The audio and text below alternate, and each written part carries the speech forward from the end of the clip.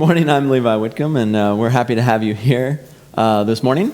I'm here with Kathy. Hey, Kathy. Hello. Now, that hello is probably the first time a lot of you have heard Kathy speak something as opposed to sing something. So for those that haven't had the chance to meet you or hang out with you or anything like that, tell us a little bit about you. Yes, so hi, happy Sabbath. My name is Kathy, and I'm thinking there's a lot of people that don't know that I am Heidi Jackson's little sister. Well, the smarter sister. Oh, right? my. Shots fired. Okay.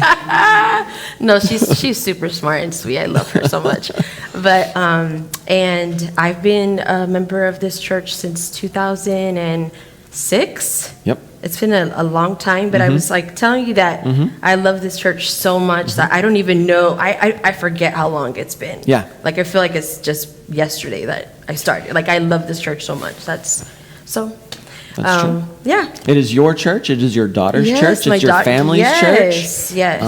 And for those that, like you're saying, we've seen you for a long time. We've seen your daughter grow up in front of our eyes. Yes. That's pretty amazing. Yes. She'll get up there and just belt out something, and you're just like, this is not right, because she's little. Yes. Because we still see her through the eyes of, hey, Yes. yeah, I remember when she was a baby. Yes. I remember you guys sitting in the front, I'm still seeing her like that Well, sometimes. yeah. It's hard. Yeah. Yeah. So, and then you hear her sing, and you go, oh, not a baby anymore. No, she's 11 years old. Amazing. So, Yes. super excited Kathy's here this morning. A few updates as far as the church goes. We had a little bit of a boo-boo this week come up, and that's going to affect the adult Sabbath schools. In the Horseshoe specifically, we had a little bit of a paint.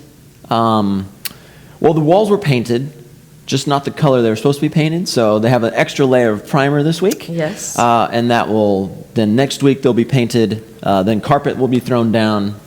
And so that's going on. So that's the maybe not so great part, but the good part is that Revive, at the same time as all this is happening, Revive is having a complete makeover downstairs. And you're going to sneak downstairs later? I'm going to sneak downstairs. You're going to sneak downstairs later and Yes. just check it out. Yeah, here's some photos of what we're kind of talking about here. And it's not just new floor, new paint, new walls. It is new walls, but we're going to move some walls around. Yes. My sister said it's looking amazing. She says there's a children's nook down there, and I'm like, what, really? Yeah. She says that she's really, really happy about how it's turning out. Yeah. So, yeah. It's pretty amazing. And it's a multi-use space. So Yes. while it is a prep space for Revive Ministry as far as the food pantry, they're looking to the future and saying, hey, vision care, dental care, we need to be aware of this. It needs to be something Yes. that we do. We'll circle back to vision care a little bit Yes. here. Now, something else that's super important related to, Kathy's getting nervous because she's going to read something that's pretty amazing, all right? And this is kind of our general announcement of we have new seats, or we will have new seats, but there's a process. So Yes. do you mind? Oh, yes. Okay. So our current sanctuary seating has served us well over the past 30 plus years. Our pews have provided us support throughout the history. They have borne us up during good times and bad. They really have. And for their faithful service, we thank them. But we have reached a point now where it's time for us to part ways with these faithful servants of the posterior. Consequently, we have to make a decision about what type of seating is going to, bear us up in the coming decades. So to help us in this process, there is representative samples of seating that is actually in the foyer for the next couple of weekends. So make sure you come for a test ride to help us decide help us decide what's in the best interest of, this is funny, interest of your backside, okay? We like to sit comfortably in our church, right? So your vote matters in making this decision, however, you must be present to cast your ballot. Fantastic. Now, that is classic Kevin Wells right there. Yes, it so is. thank you for being the voice of Pastor Kevin as we go through this process of getting new seats. Happy to be his voice. Pretty amazing. I don't know how we transition out of that, but we'll try. We'll just throw it to, if you are interested in, I was talking to someone last week, they do their biking in the mornings. Yes. And then they show up, sometimes in their bike gear, to hear the sermon outside. So there's outdoor service. That is at 9:30. YG starts right behind this wall at 10 o'clock. Yes. If you are doing online... what's if you're pre-K? doing I online, want to say pre-K, but it's not right. It's pre-K and cradle roll. kindergarten. Oh, it's pre-K. Okay. Yeah. Pre-K kindergarten. So yes, That's it. I teach pre-K and kindergarten. I've been teaching it since last April. Oh, it's a year already. Yeah, it's a year. It's been a fantastic. So yes, online Sabbath school starts at 10:15. And if you're in person, that's 11 o'clock. Yes. As far as information, while we love you listening to us and getting information from us, if you just need a condensed version of that, please, Arlington Life Online.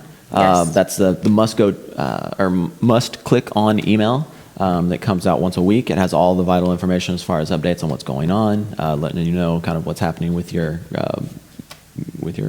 church body. Yes. And so that's a big deal. So we have that. Kevin has his weekly kind of Facebook prayer meeting. Thank you.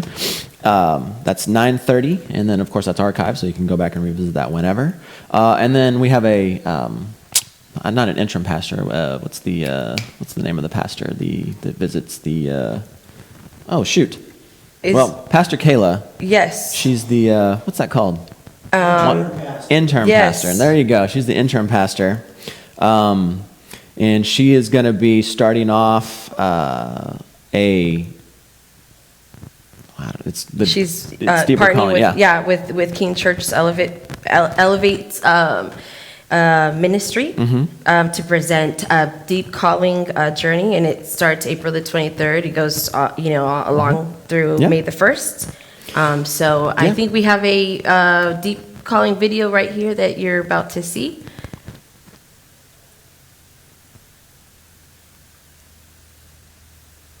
Hey y'all, I want to share a really exciting opportunity. No, it just says pastor. So April it just says Pastor Kayla Goodman. Pastor Dan Mark, and myself will be control yourself. hosting Deep Calling Journey. You might be wondering, what is Deep Calling Journey? Well, Deep Calling Journey That's is what? an experience Nothing. where we talk about the different ways that we can deepen our call and our relationship with God, but not only with God, but with those around us, to come more into a community of believers.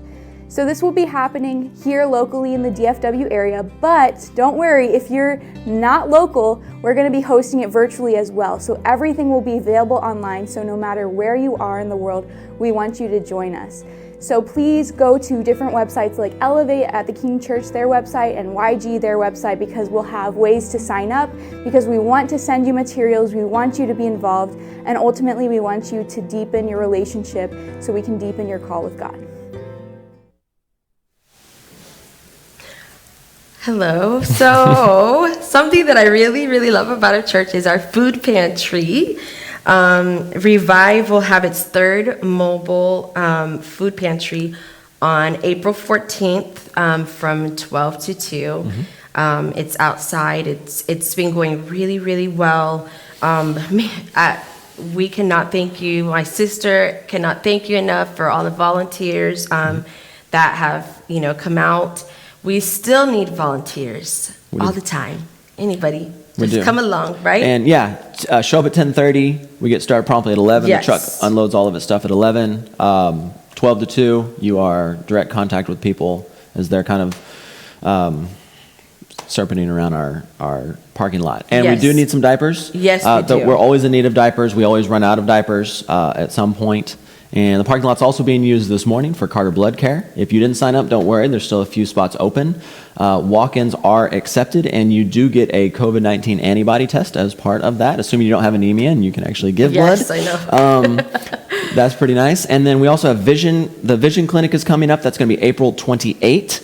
That's going to be from 5 to 8. There's like a minimum amount. It's like $25 associated with that, but the service that you get is well worth that $25 investment. It's really awesome. So. I was there the first time, and there was a lot of people that came out, and they really enjoyed it. They they also got their glasses right there. Yeah. They were in, and so Pretty amazing. And that's Really- going to continue to expand. And so Yes. please, if you have anyone around you that's in need, you please don't let have them know that they vision have an option. insurance. This is your This is chance. perfect. This is your place. This is perfect. All right. Thank you so much for joining us this morning. We will see you a little bit later.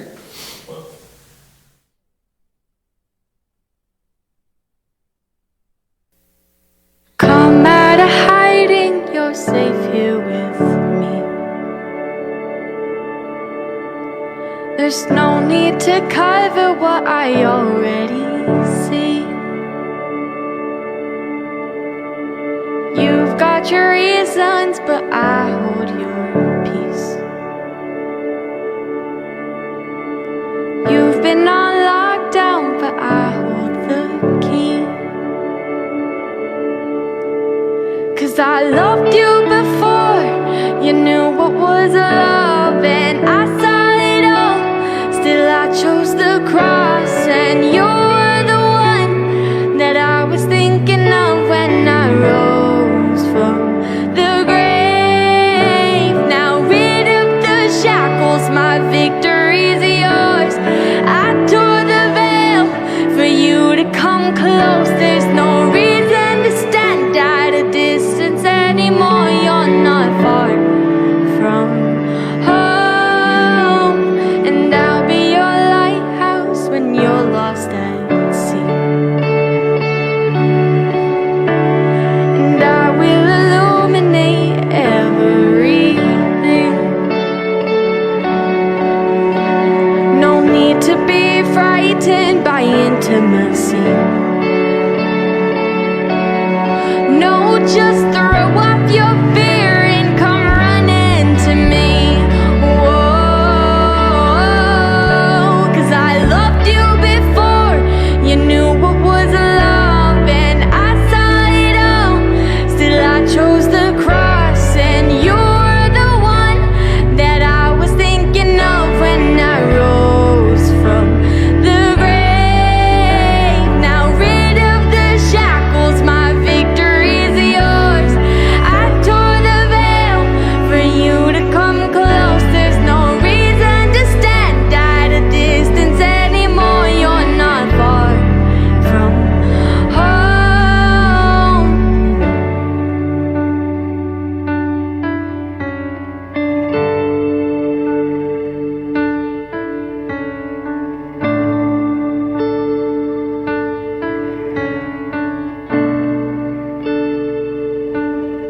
Go as you run, what hindered love will only become part of the story. And oh, as you run, what hindered love will only become part of the story.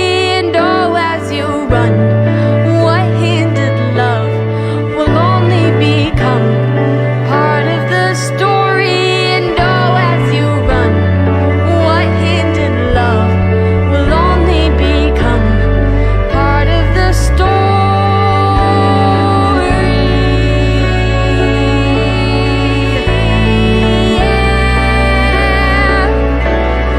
Baby, you're almost home now.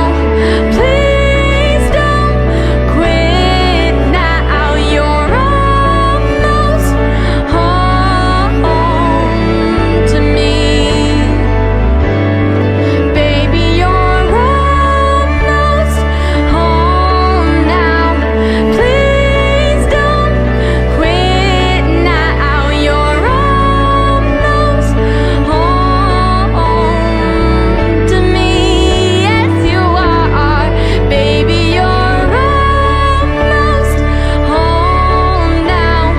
Please don't quit now. You're almost home to me.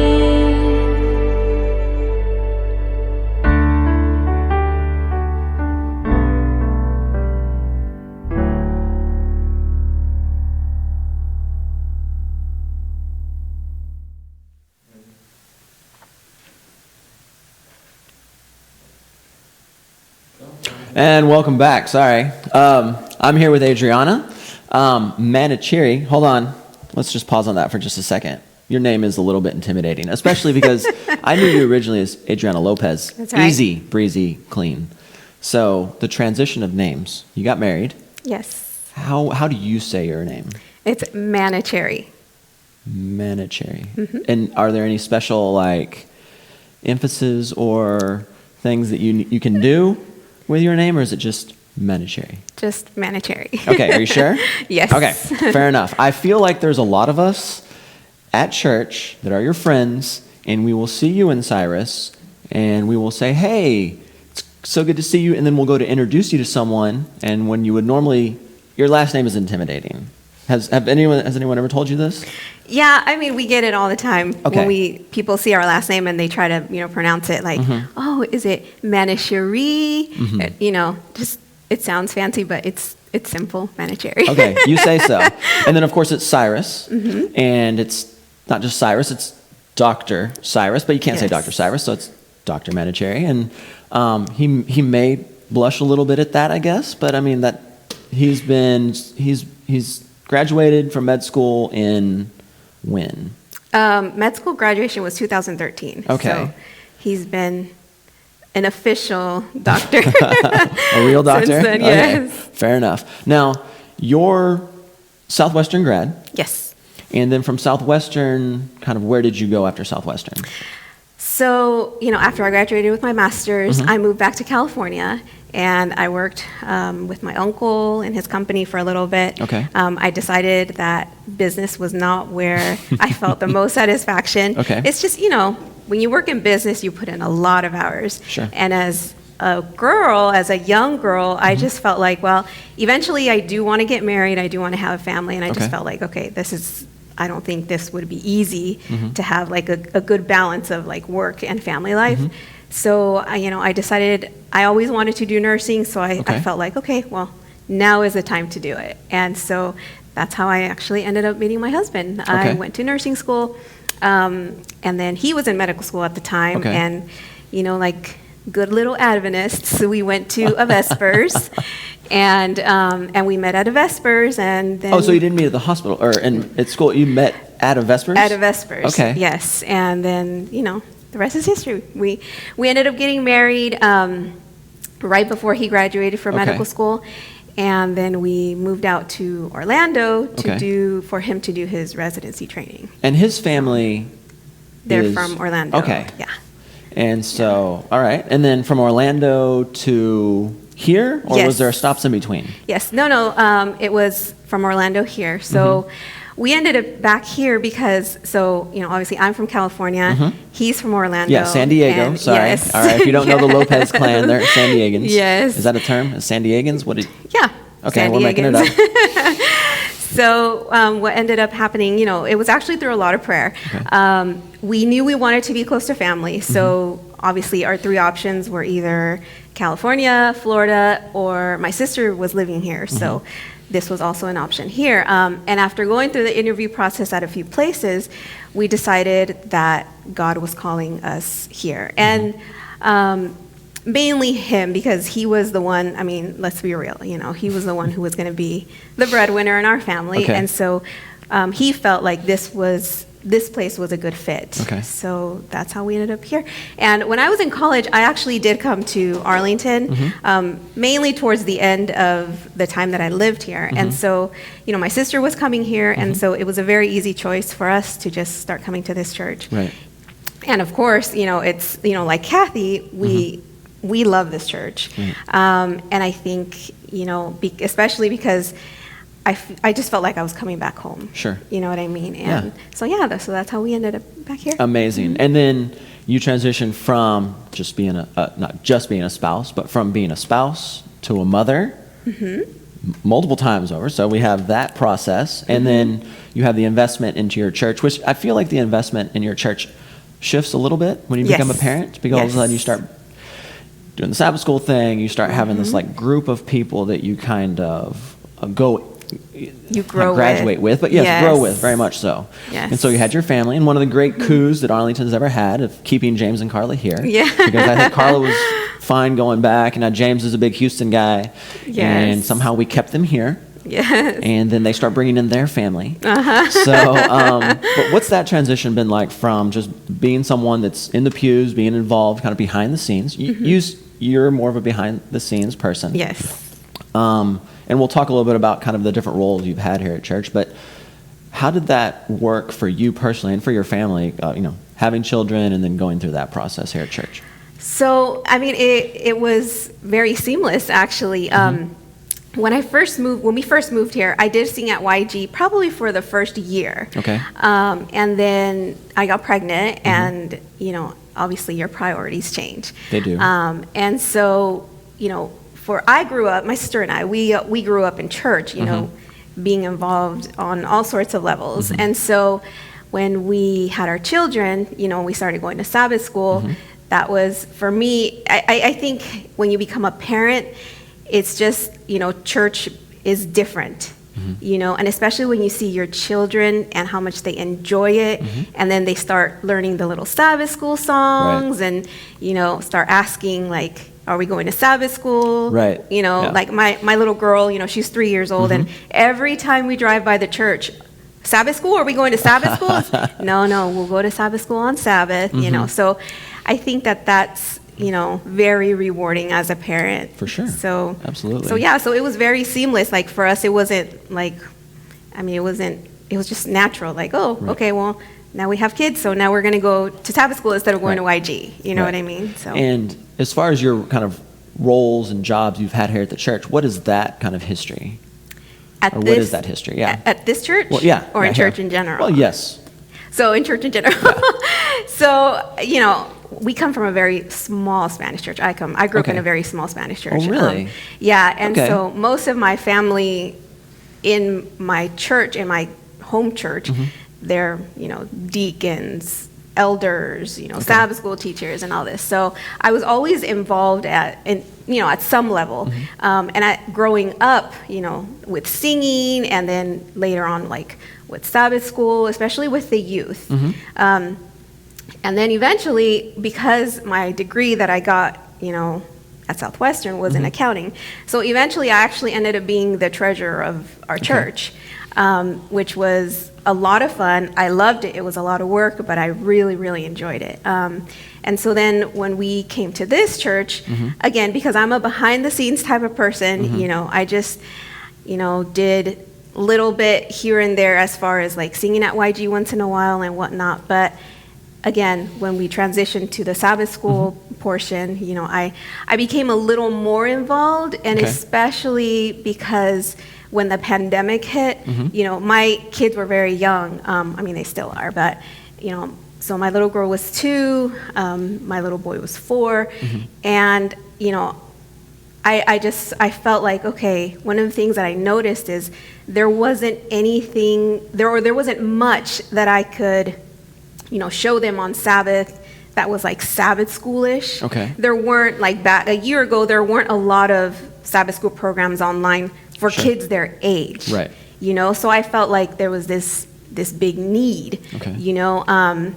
And so that's how I started getting involved, because I felt like, okay, if we want things to happen, sometimes we got to do it, This is true. And so they don't just pop out of thin air, right? Like you actually have to go through the process, right? Yeah. So so then Allison actually put together the first Sabbath school for kids their age, and she reached out to different families and asked them if they could have their kids record the different little Sabbath school songs, and so that's where my level of involvement began with that. Okay. Because I thought it was one of the best ideas ever, Okay. And that first program that we had, that she recorded, I think it was on for like maybe 2 or 3 months, and we literally were watching it like every single Sabbath, And I think not so much for me, but mostly for my kids, I felt like, okay, we need to do more of this, because my kids really enjoyed it. And I just thought, like, I'm sure there's other kids, in our congregation and really around the world, because there isn't much to offer when it comes to programs like this. So that's how I became involved with that. And you stepped up And now Yes. you are very much part of this process of creating content for that age. But now, what is your target age range when you're doing videos? I mean, really, I would say like to 5, like 0 Okay. to 5. And I think one of the things that makes it more attractive, at least for my kids, is when they see the other little kids doing, singing the songs and, doing the speaking parts and whatnot. And, but one of the challenges, of course, is if you want to have little 2-year-olds sing a song, usually the parents have to sing, or if they're, very young, it's a lot of parent involvement. And so, so I just felt like, okay, well, if we get children that are a little older, Yeah. they're easier to say, like, okay, like for example, my nephew, Eli. Yeah. I could be like, hey, Eli, can you sing, The answer will be yes. Sabbath He is a will happy for sure day. sing, yeah. Yes, Yeah. okay, and he just sings it. Whereas with a younger child, you have to kind of sit with them and go through the song and whatnot. And so I do feel like, kids, up to 5 years old, they know these Sabbath school Sure. songs and they still enjoy them. Right. So yeah, so I would And say we like to 5. reflexively, as parents, growing up with them, sing them too. It's amazing how many songs we forget we know. Yeah. We actually have a video of some of the stuff you're doing, and it's pretty awesome. Let's see who else Jesus put on the farm.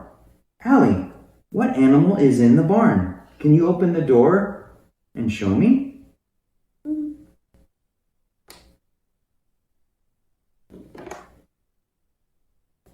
What animal is that? Horse. That's right, it's a horse. Jesus also put the horse on the farm. And sometimes, horses, they like to run in the pastures. Let's go for a ride on our horses as we sing the next song. Giddy up, horsey, giddy up, horsey. Jesus maketh you right. Giddy up, horsey, giddy up, horsey. Jesus made you right. Yay, yay, yay. Aren't you glad that Jesus made the chicken that says cluck cluck and the rooster that says cock-a-doodle-doo and the woolly woolly lamb and the horse that goes giddy up, giddy up? Who made all these animals? Jesus did. Now let's sing our farm song again. Carla is your sister. But I do love that you said, I work behind the scenes. Like, that's awesome too, There's a lot of behind the scenes work to do. Yes. That's funny. All right. So, is there still a video then at the end? No. Okay. It's just. Oh, sorry. So, in addition to doing your video work and helping out with children's ministry, you have kind of this whole other life and presence online. And Sure. it's specifically, well, what do you do? So, okay, I have an Instagram account, Okay. a DIY Instagram account. Okay. And so the way it just started in general, I have a personal Instagram account as well. And I mainly use that to keep in touch because, again, our families are in Orlando and in San Diego. Sure. And, we don't see family all the time. And, kids, they grow up so fast. And so I like keeping in touch with my family and uploading pictures of our family and our kids. Okay. And Kind of your especially- standard Instagram usage, Yes. right? Yeah, okay. Yes. And especially because my oldest is actually autistic. Okay. And so I like sharing a lot of his progress, especially Okay. with our family, because they don't get to see him. Sure. But, I've always done a little bit of DIY, and obviously, when we first became homeowners, when we first moved here, Yes. everybody, it's like you want to paint the room, Yeah. you want to, change this out, change that out. So I was doing a little bit of DIY before I had kids, and then of course I became a mom, and my 2 kids are 19 months apart, and Okay. so I was a very busy mom. So DIY was like on the back burner. Right. But as my kids got older and they became a little more independent, then I started, back up again. Okay. And then when we found out that my youngest was autistic, I felt like I needed an outlet. I think all moms, we all need like something for us. Sure. Really all parents.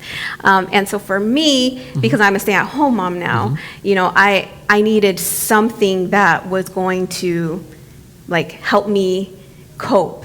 You Okay. know what I mean? And so, I went back to doing DIY, and it was so liberating for me, and very therapeutic. Okay. And it is still very therapeutic for Okay. me. So, I started sharing some of the work that I was doing on my personal Instagram account, but I felt like it started kind of taking over a little bit. Okay. And I didn't want that to be my account. I wanted to share my son's progress. So then I decided, you know what, I'm just for fun, I'm just gonna, create this other account, and I'll post my DIY stuff on there. So I did, and I started following other DIY accounts. I am in no way an Instagram expert, and at that point, I didn't know very much about, Instagram and like the potential and all this stuff. Like Insta famous, I was like, whatever, I don't know what that is, And so I just, started posting stuff, and when I was following these other DIY accounts, like, I quickly started realizing like, wow, these people, they're getting sponsored. Like, how are they getting sponsored, And so that became very interesting to me. And so I learned a lot, and, I learned a lot about like, pictures and the type of pictures you post and whatnot. And I started getting more followers, And one of the things that I really, really love about just having that platform in general is I do share a little bit about my journey, of motherhood and being, a special needs mom and whatnot. And, I really love, randomly getting messages from people like, oh, seeing your son gives me hope, and they ask me like, oh, what do you feel has helped? Because, I have a relative that is struggling with this with their child and whatnot. And just the different connections that I've been able to make. Like on Saturdays, I don't post anything. So I usually just post like, oh, Sabbath is my church day, or, happy Sabbath or whatever. And I've had like random people that follow me apparently are also Seventh-day Adventists, and they're like, oh, yay, I'm Adventist too. I'm from Houston. Nice. Or, I'm from, Probably Mississippi. means they know James, and they probably, Yeah, right. which is funny because James, he was like, oh, what was their last name? Maybe I know them, Yeah, exactly, right. But it's just like Small Adventist random world, right? people, Yeah. and, it's a small Seventh-day Adventist world, so. Well, what kind of stuff do you do? Are you like, is this, what kind of DIY stuff do you focus on, or is it just, yes? I would say just general. So here's the thing, like, when we bought our house, we actually got a really good deal on our house because, we were looking for a house, but, it's like my husband and we come from different backgrounds. So in my mind, like, I was thinking like, oh, a smaller house, we can, fix it up and whatnot. He was thinking like, no, move-in ready. We're not doing all of this fixing up, And so we ended up getting a really good deal on our house. And so I've been, changing things about it. I paint here, paint there. And then I started getting more into like, I'm going to buy a miter saw because I want to make a herringbone accent wall, and build a shelf and whatnot. So that's the type of stuff. And then so this is real then. This is not like little arts. It is artsy stuff, but it's some pretty real stuff. Then. Yeah. Okay. And my family, I come from a family of Finnish carpenters. So, all the advice, all the things, all they the must time. be so proud. Man, amazing. I feel like we've just barely scratched the surface. And so what we'll do is we'll just kind of toss it. What is it handle? What's the right? Well, like how do people find handle. you? Is that a term? Okay. It's at Texas DIY Mama. Okay. Wait, say that one more time. Texas DIY Mama. Okay. Awesome. Man, that is amazing. So if you have any curiosity, you want to go learn how to do stuff, if you want to buy you need some justification on buying some really good tools, this is maybe what you need to do. So amazing. Thank you so much for your time. It's been great getting to know you a little bit better. And for so many people, I feel like you're just going to have a lot of people that show up at church over the next few weeks and kind of talk to you about all these things. And amazing. And we're so happy that you're here at Arlington. Thank you. And This has been great. Thank you so much for joining us this morning. We love you here at the Arlington Seventh Adventist Church, and we look forward to seeing you here again. Have a great Sabbath.